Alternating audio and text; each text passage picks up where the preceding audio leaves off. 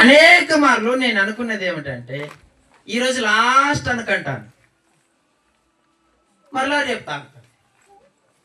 ఇది బానిస అంటాము దీన్ని. ఇంత బీడి ముక్క ఇడిచిపెట్టలేకపోయినాను తెలుసా ఆ విషయం మీకు. అది బానిస. అయితే అర్థం అవడానికి దీన్ని చెప్తున్నాను. అయితే మీ వ్యక్తిగతంగా ఏ బానిస బ్రతుకులో ఉన్నారో అది మీకే తెలుస్తుంది. ఏది ఇడిచిపెట్టి రాలేకపోతున్నాం, ఏ పాపము నుంచి బయటికి రాలేకపోతున్నాం, అది మీ జీవితానికే తెలుసు. అక్కడి నుంచి రావడానికి, అక్కడి నుంచి విడిపించడానికి ప్రభు అయిన యేసుక్రీస్తు పరలోకము నుంచి దిగి వచ్చాడు. ఆ ప్రజలు బానిస బ్రతుకుల నుంచి విడిపించబడడానికి ఆయన దిగి వచ్చాడు. అయితే ఈనాడు మనము ఏ బంధకములో ఉన్నారని తెలుసుకుని ఆయన దిగి వచ్చాడు. ఆ పాపము నుంచి విడిపించడానికి, స్వతంత్రులుగా చేయడానికి. పాపములో ఉంటే, అమ్మా వినండి, పాపములో ఉంటే సమాధానము ఉండదు. మొట్టమొదటిది ఇదే, మీరు గమనించండి. ఎప్పుడైనా పాపము నీ మనసులో ఉందంటే సమాధానము ఉండదు. పాపము ఎప్పుడైతే నువ్వు విడిచిపెట్టి నీతి మార్గాన్ని అనుసరిస్తావో అప్పుడు వెంటనే వచ్చేది ఏమిటంటే ఆనందం. అంతరంగంలో ఆనందం ఉత్తేజం పొందుతుంది. నా జీవితంలో పాపం ఉంది ఒకప్పుడు, అక్కడ ఆ దానికి అడిక్ట్ అయిపోయినా, అంటే బానిసగా నిలువైనా. అయితే పిల్లలు గమనించండి, అక్కడి నుంచి నేను బయటికి రావడానికి చాలా ప్రయత్నాలు చేసినాను. అయితే నా వల్ల కావటం లేదు. అయితే యేసయ్య నా కొరకు దిగి వచ్చాడు, అక్కడి నుంచి వాటిని విడిపించేశాడు. ఆ పాపపు బంధకముల నుంచి తప్పించాడు. అయితే నువ్వు ఏ బంధకములో ఉన్నావో, అయితే నువ్వు చేయవలసిన పని ఒకటే, ప్రభువా ఈ బంధకములో నేను ఉన్నాను, నన్ను విడిపించు. ఈ పాపపు జీవితంలో నేను బ్రతుకుతున్నాను, అక్కడి నుంచి నన్ను తప్పించు. అయితే ఈ బానిస క్రింద ఉన్నాను, అక్కడి నుంచి నన్ను స్వతంత్రునిగా చెయ్యి. అదే ఈనాడు 80వ సంవత్సరం వేడుక, స్వతంత్ర దినోత్సవం అంటే ఏమనుకున్నారు? బానిసలుగా ఉంటే అది స్వతంత్ర దినోత్సవం కాదు.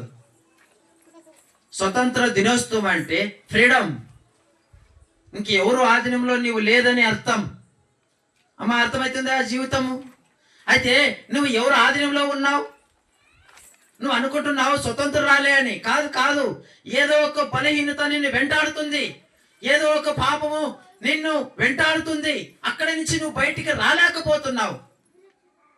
అయితే అక్కడి నుంచి నువ్వు రావడానికి ప్రయాసపడితే ప్రభు సహాయం చేస్తాడు. అయితే వాళ్ళు ఏడ్చారు, ఈ బానిస బ్రతుకు కింద ఉన్నాం యేసయ్యా అన్నారు. ఆయన దిగి వచ్చాడు. అయితే ఈనాడు మన ప్రభు అయిన యేసుక్రీస్తు కొరకు కూడా మన కొరకు దిగి వచ్చాడు. నువ్వు చేయవలసింది ఒకే పని, యేసు ప్రభువా నేను పాపిని అని నీ మనసులో, నీ హృదయంలో నీవు అంగీకరిస్తే చాలు.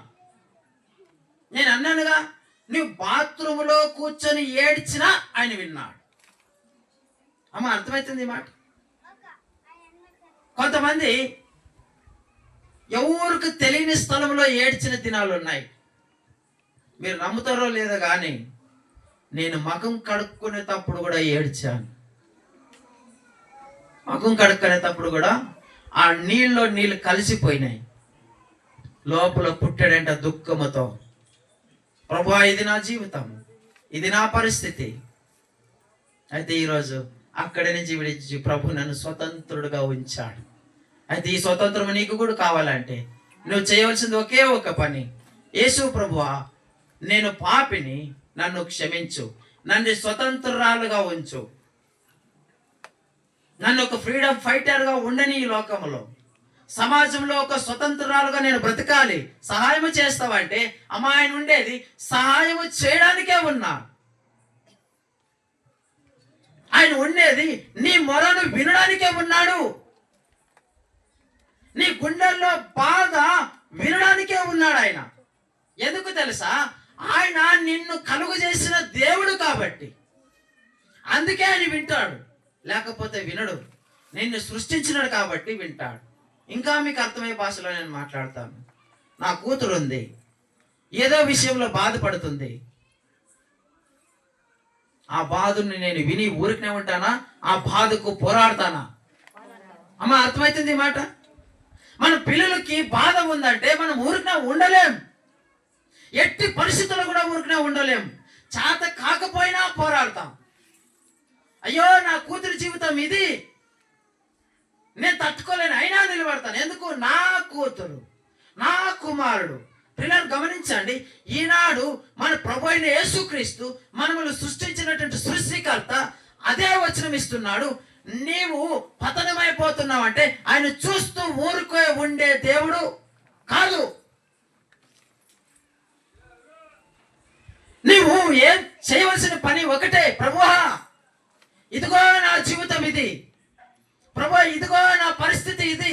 నువ్వు ఆయనకు మొరపెడితే ఆ సంఖ్యల నుంచి విడిపించబడతావు, ఆ బానిస బ్రతుకుల నుంచి తప్పించబడతావు. ఒకప్పుడు అనేక రకాలుగా పాపంలో బ్రతుకుతున్న నా జీవితాన్ని ప్రభు రక్షించుకొని అక్కడి నుంచి విడిపించి స్వతంత్రుడుగా ఉంచాడు. పిల్లారా, నీవు ఎటువంటి స్థితిలో ఇక్కడ ఉన్నావో తెలియదు, కానీ నీవు వచ్చిన స్థితి మనల్ని సృష్టించినటువంటి సృష్టికర్తకు తెలుసు. మన నిమిత్తమై ఆయన కల్వరి